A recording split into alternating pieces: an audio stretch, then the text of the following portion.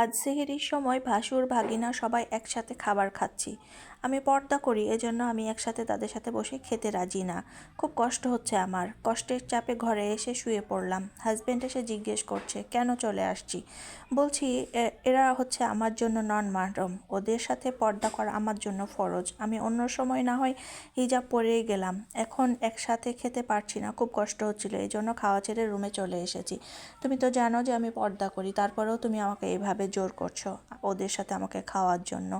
এটা কিন্তু তোমার জন্য উচিত না। যেহেতু আমি পর্দা করি, আমার সেই পর্দাটা রক্ষা করার দায়িত্ব কিন্তু পুরোপুরি তোমার। হাজবেন্ড আমাকে উত্তর দিচ্ছে, পারবি না যখন তখন ডিভোর্স দিয়ে দে। পরিবারের মানুষজনকে যদি তুই আপন মনে করতে না পারিস, তাহলে আমার সাথে থাকার তোর কোনো অধিকার নেই, আমার সংসারে তোর আর কোনো জায়গা হবে না। এইভাবে আমার সাথে তুই তুকারি করলো এবং অনেক গালিগালাজ করলো।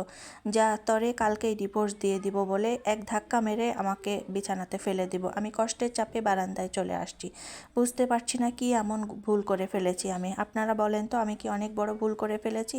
আমি কি অনেক খারাপ কোনো কথা বলেছি? এটা তো আমার হাজব্যান্ডের জন্য আমার উপরে একটা দায়িত্ব, বা তার উপরে সেটা ফরজ হিসেবেই তো পড়ে। আমি পর্দা করতে চাচ্ছি, সে আমাকে যথেষ্ট পরিমাণে সুযোগ করে দিচ্ছি না। এর দায়ভার কিন্তু সম্পূর্ণটাই আমার স্বামীকে নেওয়া উচিত, বা সম্পূর্ণটাই কিন্তু আমার স্বামীর উপরে পড়বে। আমি কি কোনো ভুল কথা বলেছি? আমি তো ভুল কথা বলিনি, আমি তো ভুল কাজ করিনি। তাহলে সে অন্যায় করছে না আমার সাথে? কি, সে তো আমার সাথে গুরুতর অন্যায় করছে।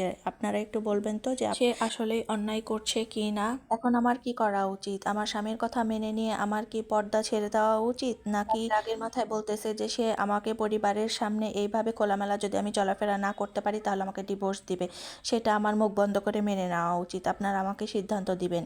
এইভাবে বলে এক আপু ফেসবুকে পোস্ট করেছে, এবং এই পোস্টটা দেখে আমার খুবই খারাপ লাগলো যে কেমন হাজব্যান্ড সে, যে তার ওয়াইফ এত জোরালোভাবে পর্দা করতে চাচ্ছে, অথচ সে হাজব্যান্ড তার পর্দা করতে বিঘ্নিত আচরণ করছে। আসলেই কি তাই নয়? এখন বর্তমান সমাজ এমন যে অনেক মেয়েরা আছে যারা ঠিকমতো কিনা মাথাতেই কাপড় দেয় না, অথচ এরকমও যে অনেক মেয়ে আছে যারা কিনা পুরোপুরিভাবে পর্দা করে চলাফেরা করতে চায়, অথচ সেই স্বামী তাকে সাহায্য করার বদলে অন্যরকম আচরণ করছে, কঠিন আচরণ করছে তার সাথে।